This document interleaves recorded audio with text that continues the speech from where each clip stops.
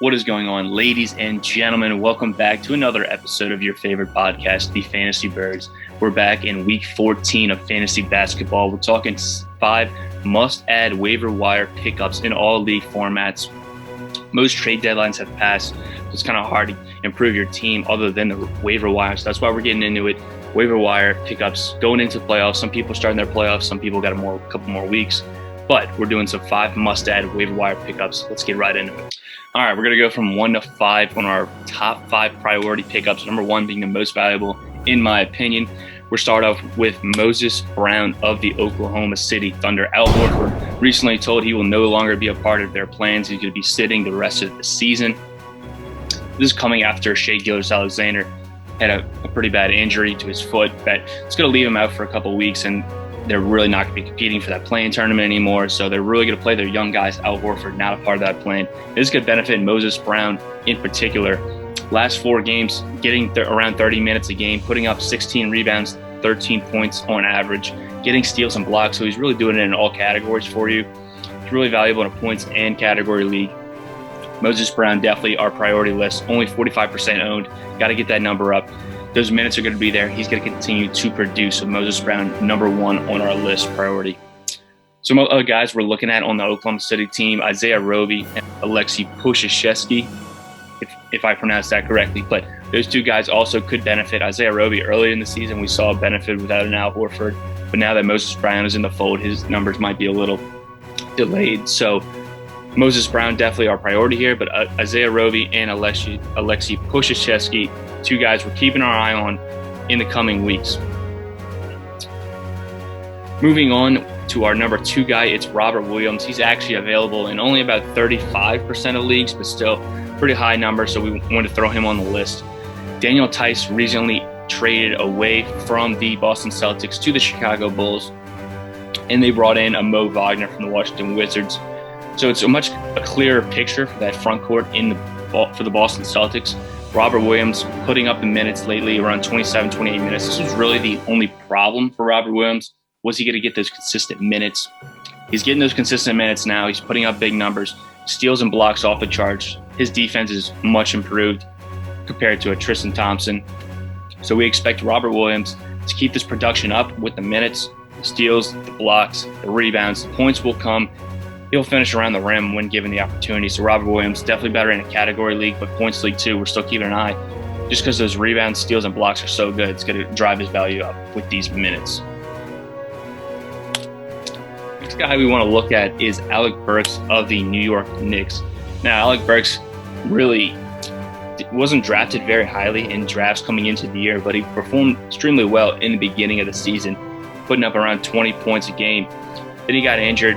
Kind of took him a while to get back. I did 3 or 4 week absence, and he came back really slow. Julius Randle kind of established himself as the main priority on that team, the playmaker, the point forward, if you will, Julius Randle. But Julius Randle recently, he sat out a game, probably due to a rest, if we're being honest. But Alec Burks taking some of that load. He's kind of being more a facilitator for this team, which is important. He's getting those assists up to around 4 or 5 a game. And now he's dropping 23 points a game, the average, over the last 5 games. So Alec Burks, he's going to get those minutes, around 30 minutes a game. Be that kind of secondary scorer to Julius Randle. And if he can get those assists up, it's really going to drive his value up. So it's really important for him to keep facilitating in that New York Knicks offense, very slow-paced offense. So there's going to be opportunity for him to hold the ball and dish out to his teammates. So Alec Burks, our number 3 guy, we're adding on the waiver wire heading into week 14. At number 4, we're talking Kevin Porter Jr. of the Houston Rockets, formerly of the Cleveland Cavaliers. A lot of people know Kevin Porter Jr. is kind of becoming a notable name, I guess you could say, in the NBA. But with Victor Oladipo being traded to the Miami Heat over the trade deadline, Kevin Porter Jr. looks like he's in line for increased usage and volume in this Houston Rockets team. Someone's got to score. Someone's got to dribble the ball. John Wall can't do it all. And John Wall's injury history leads us to believe that Kevin Porter Jr., a guy we believe can keep up his consistent play. He sat out a couple games, but he came back against the Minnesota Timberwolves over the weekend, 31 minutes. Not too shabby. We think Kevin Porter Jr. can continue scoring the basketball is going to be key for him, and continue rising in value. So Kevin Porter Jr., guy we're using a waiver wire spot on. Another guy for this Houston Rockets team we're looking at, Kelly Olynyk.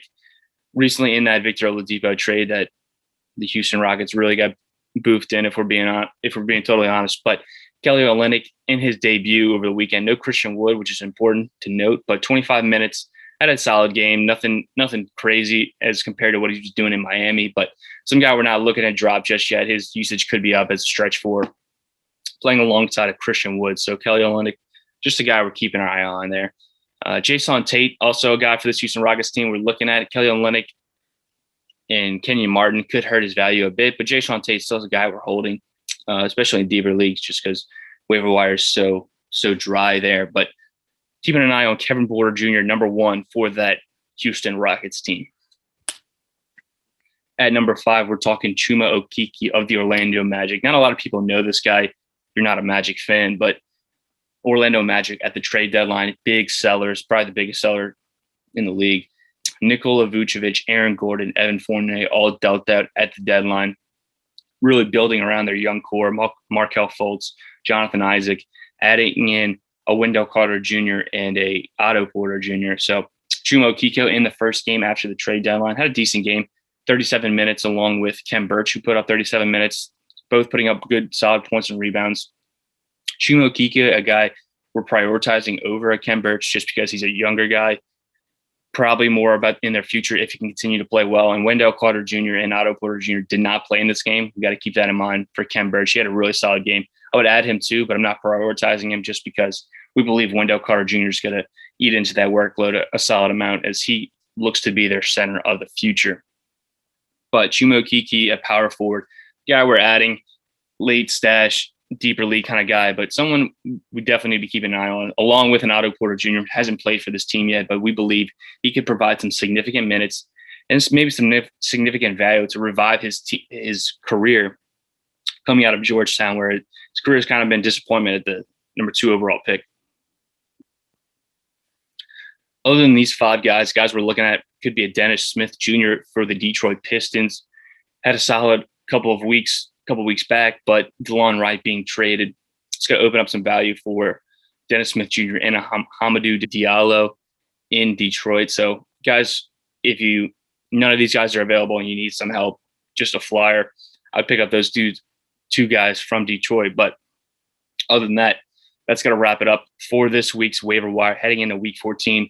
Let us know in the comments what you think about these guys, how your team's actually doing heading into the playoffs. Curious how everyone's doing as we wind down fantasy basketball. So let me know what your team's going on. And if your trade deadline hasn't passed, drop any questions you got. We'd be more than willing to help out. So that's going to wrap it up this week for the Fantasy Birds. We appreciate you guys watching, and we'll see you guys next week with another pod.